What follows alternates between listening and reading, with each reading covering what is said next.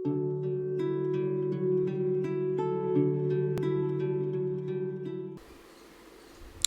शांति।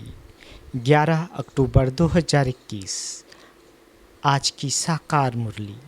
शिव बाबा कहते, मीठे बच्चे, योग अग्नि से पापों को भस्म कर संपूर्ण सतो प्रधान बनना है, कोई भी पाप कर्म नहीं करना है।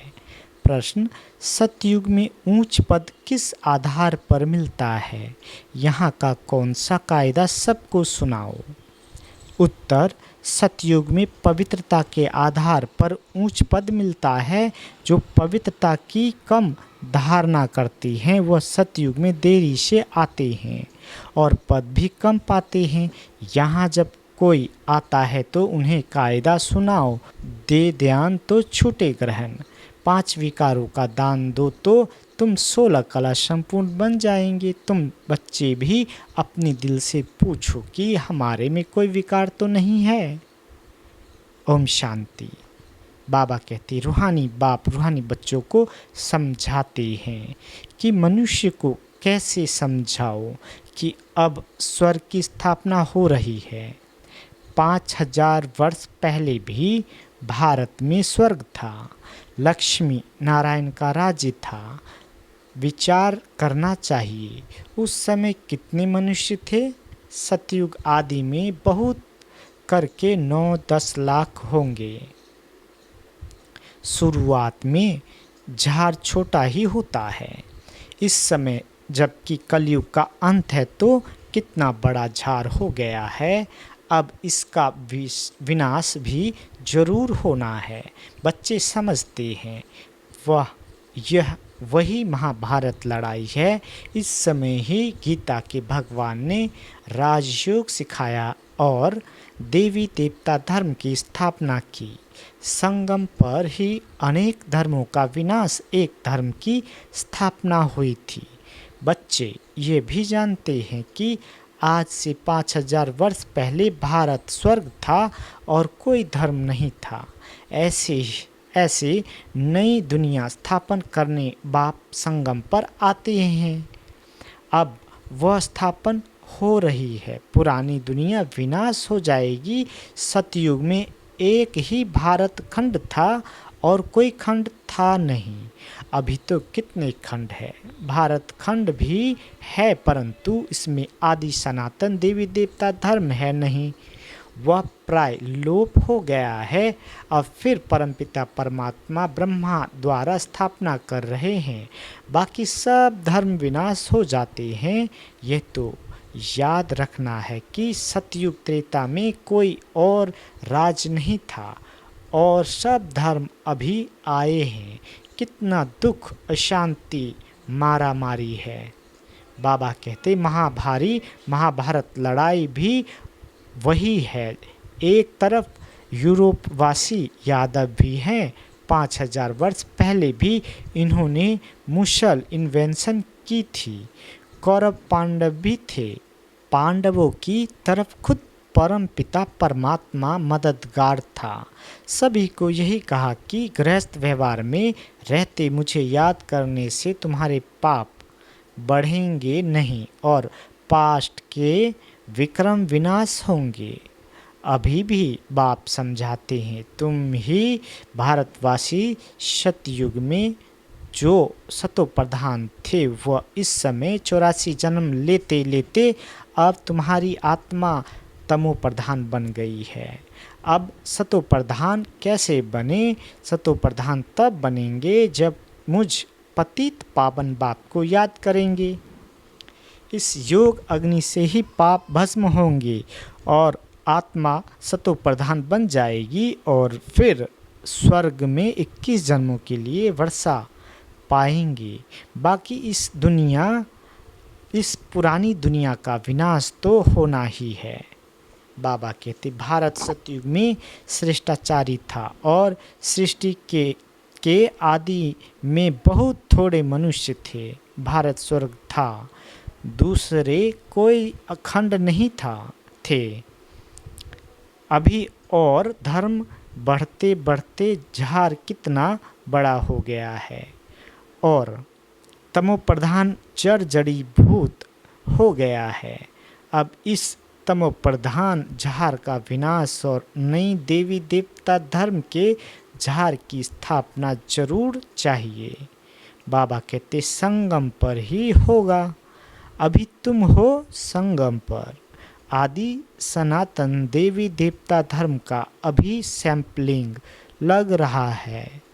पतित मनुष्यों को बाप पावन बना रहे हैं।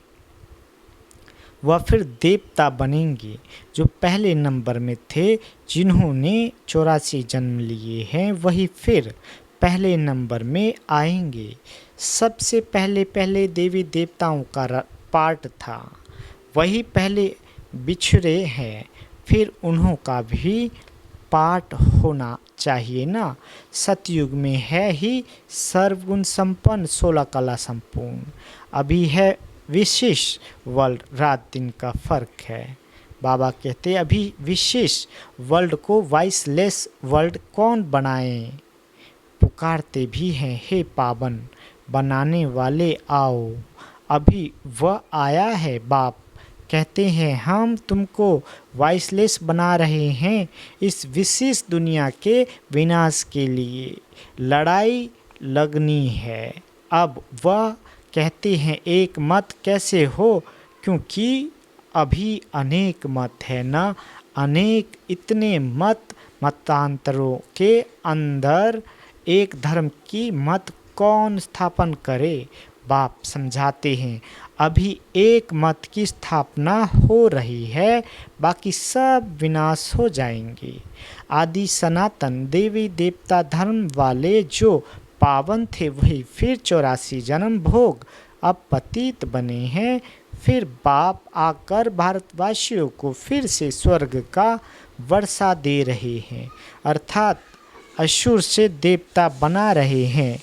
तुम किसी को भी समझा सकते हो कि बाप कहते हैं मुझे याद करो तो तुम पतित से पावन बन जाएंगे। अब तुम ज्ञान चिता पर बैठो। चिता पर बैठने से तुम पावन बन जाते हो। फिर द्वापर में रावण राज होने कारण काम चिता पर बैठते बैठते भ्रष्टाचारी दुनिया बन गई है। आज से 5000 वर्ष पहले देवी देवता थे, थोड़े मनुष्य थे। अभी तो कितने आसुरी बन पड़े हैं और धर्म भी ऐड हो, झार बड़ा हो गया है। बाप समझाते हैं झार जर्जरीभूत हो गया है। अब फिर मुझे एक मत का राज्य स्थापन करना है। बाबा कहते, भारतवासी कहते भी हैं एक धर्म में एक मत हो। यह भारतवासी भूल गए हैं कि सतयुग में एक ही धर्म था, यहाँ तो अनेक धर्म हैं। अब बाप आकर फिर से एक धर्म स्थापन कर रहे हैं। तुम बच्चे राजयोग सीख रहे हो, जरूर भगवान ही राजयोग सिखाएंगे। ये किसी को पता नहीं है। प्रदर्शनी का उद्घाटन जब कोई करने आते हैं तो उनको भी समझाना चाहिए। तुम किसका उद्घाटन करते हो? बाप इस भारत को स्वर्ग बना रहे हैं, बाकी नरकवासी सब विनाश हो जाएंगे। विनाश के पहले जिनको बाप से वर्षा लेना है तो आकर समझे। बाबा कहते ये बीके का जो आश्रम है ये है क्वारंटाइन क्लास। यहाँ 7 रोज क्लास करना है ताकि 5 विकार निकल जाए। देवताओं में ये 5 विकार होते नहीं। अब यहाँ 5 विकारों का दान देना है, तब ग्रहण छूटेगा। दे दान तो छूटे ग्रहण। फिर तुम 16 कला संपूर्ण बन जाएंगे। भारत सतयुग में 16 कला संपूर्ण था। अभी तो कोई कला नहीं रही है, सब कंगाल बन पड़े हैं। कोई ओपनिंग करने आते हैं, बोलो यहाँ का कायदा है। बाप कहते हैं दे 5 विकारों का दान तो छूटे ग्रहण। तुम 16 कला संपूर्ण देवता बन जाएंगे, पवित्रता अनुसार पद पाएंगे। बाकी अगर कुछ न कुछ कला कम रह गई तो जन्म भी देरी से लेंगे। विकारों का दान देना तो अच्छा है ना। चंद्रमा को ग्रहण लगता है तो आगे ब्राह्मण लोग दान लेते थे, अभी तो ब्राह्मण बड़े आदमी हो गए हैं, गरीब लोग तो बेचारे भीख मांगते रहते हैं, पुराने कपड़े आदि भी लेते रहते। वास्तव में ब्राह्मण पुराने कपड़े नहीं लेते, उन्हों को नया दिया जाता है। तो अब तुम समझाते हो। भारत 16 कला संपूर्ण था, अब आयरन एजेड हो गया है, 5 विकारों का ग्रहण लगा हुआ है। अभी तुम जो 5 विकारों का दान दे, ये अंतिम जन्म पवित्र रहेंगे तो नई दुनिया के मालिक बनेंगे। स्वर्ग में बहुत थोड़े थे, पीछे वृद्धि को पाया है, अब तो विनाश भी सामने खड़ा है। बाप कहते हैं 5 विकारों का दान दो तो ग्रहण छूट जाए। अब तुमको श्रेष्ठाचारी बन स्वर्ग का सूर्यवंशी राज लेना है तो भ्रष्टाचार को छोड़ना पड़ेगा। 5 विकारों का दान दो, अपने दिल से पूछो, हम सर्वगुण संपन्न सर्व संपूर्ण निर्विकारी बने हैं। नारद का मिसाल है ना, एक भी विकार होगा तो लक्ष्मी को वर्ण कैसे सकेंगे। कोशिश करते रहो, खाद को आग लगाते रहो। सोना जब गलाते हैं, गलते गलते यदि आग ठंडी हो जाती है तो खाद निकलती नहीं है, इसलिए पूरी आग में लगाते हैं। फिर जब देखते हैं किचरा अलग हो गया है तब कार्ब में डालते हैं। बाप अब खुद कहते हैं कोई भी विकार में मत जाओ, तीव्र से पुरुषार्थ करो, पहले तो पवित्रता की प्रतिज्ञा करो। बाबा आप पावन बनाने आए हो, हम कभी विकार में नहीं जाएंगे, देही अभिमानी बनना है। बाप हम आत्माओं को समझाते हैं, वह सुप्रीम आत्मा है, तुम जानते हो। हम पतित हैं, आत्मा में ही संस्कार रहते हैं। मैं तुम्हारा बाप हूँ, आत्माओं से बात करता हूँ, ऐसा कोई नहीं कह सकता। मैं तुम्हारा बाप आत्मा हूँ, मैं आया हूँ पावन बनाने। तुम पहले पहले सतो प्रधान थे, फिर सतो रजो तमो में आए, तमो प्रधान बने हो। इस समय 5 तत्व भी तमो प्रधान हैं, इसलिए दुख देते हैं। बाबा कहते हर चीज़ दुख देती है, यही तत्व जब सतो प्रधान होते हैं तब सुख देते हैं। उसका नाम ही है सुख धाम, ये है दुख धाम। सुख धाम है बेहद के बाप का वर्षा, दुख धाम है रावण का वर्षा।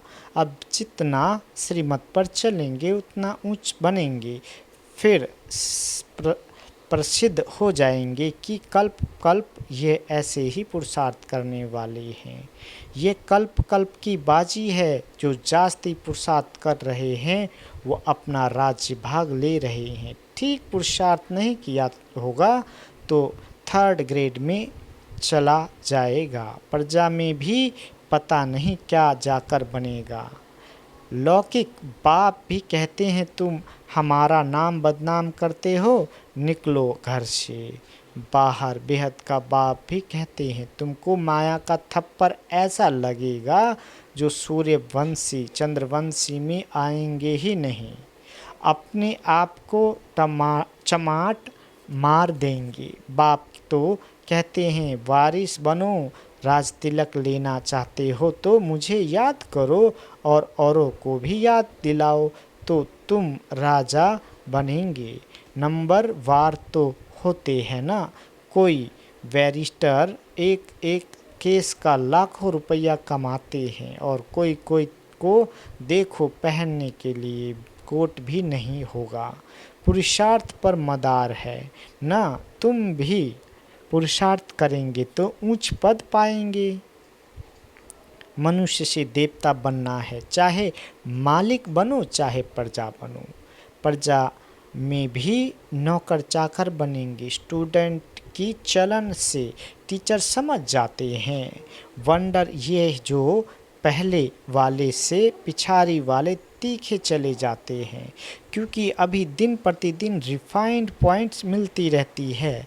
सैम्पलिंग लगाते जाते हैं। पहले वाले तो कई भागांती हो गए, न्यू ऐड होते जाते हैं, नई नई पॉइंट्स मिलती जाती है। बहुत युक्ति से समझाया जाता है। बाबा कहते हैं बहुत गुह्य गुह्य रमणीक बातें सुनाते हैं, जिससे तुम झट निश्चय बुद्धि हो जाओ। जहाँ तक मेरा पार्ट है तुमको पढ़ाता रहूँगा। ये भी ड्रामा में नूंद है।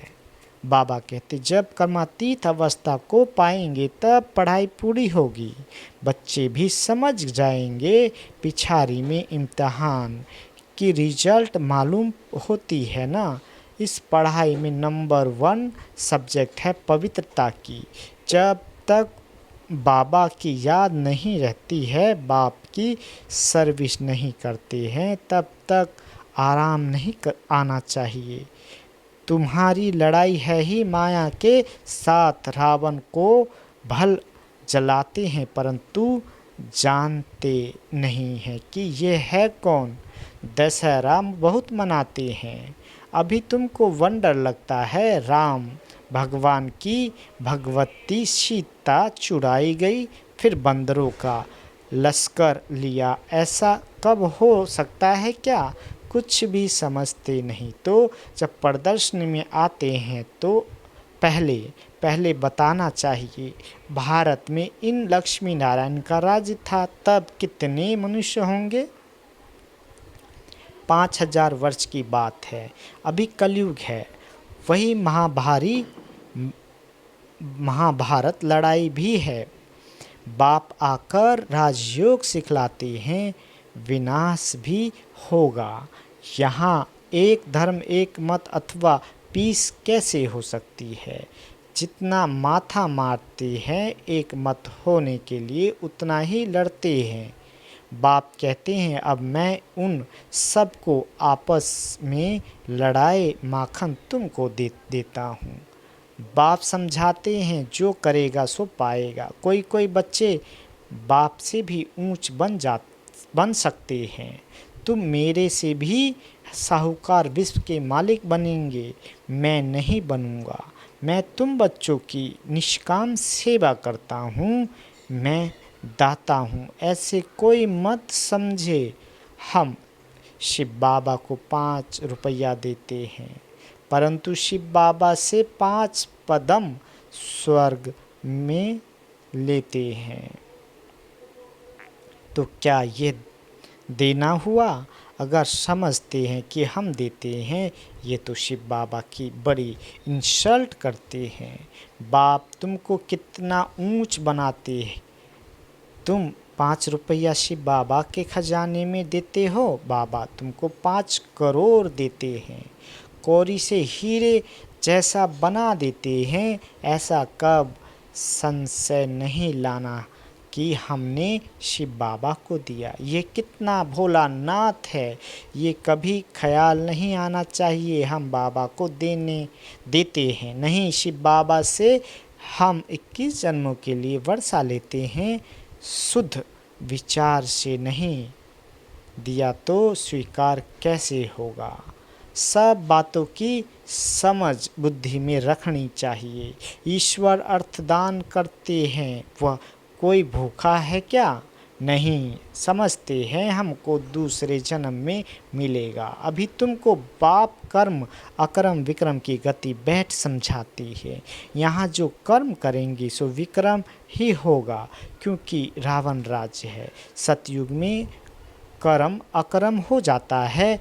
हम तुमको अभी उस दुनिया में ट्रांसफ़र करते हैं जहाँ तुमसे विक्रम होगा ही नहीं। बहुत बच्चे हो जाएंगे, फिर तुम्हारे पैसे भी क्या करेंगे? हम कच्चा सराफ नहीं हूँ जो लेवे और काम में न आए फिर भर कर देना पड़े। मैं पक्का सराफ हूँ, कह देंगे ज़रूरत नहीं। अच्छा, मीठे मीठे स्किल दे बच्चों प्रति माता पिता बाप दादा का याद प्यार और गुड मॉर्निंग। रूहानी बाप की रूहानी बच्चों को नमस्ते। हम रूहानी बच्चों की रूहानी माता पिता बाप दादा को याद प्यार गुड मॉर्निंग और नमस्ते मीठे बाबा नमस्ते। धारणा के लिए मुख्य सार। पहला, तीव्र से पुरुषार्थ कर विकारों की खाद को योग की अग्नि में लगा देना है, पवित्रता की पूरी प्रतिज्ञा करनी है। दूसरा, कर्म अक्रम विक्रम की गति को बुद्धि में रखकर अपना सब कुछ नई दुनिया के लिए ट्रांसफ़र कर देना है। बाबा वरदान देते, अपने बुद्धि रूपी नेत्र को क्लियर और केयरफुल रखने वाले मास्टर नॉलेजफुल पावरफुल भवा।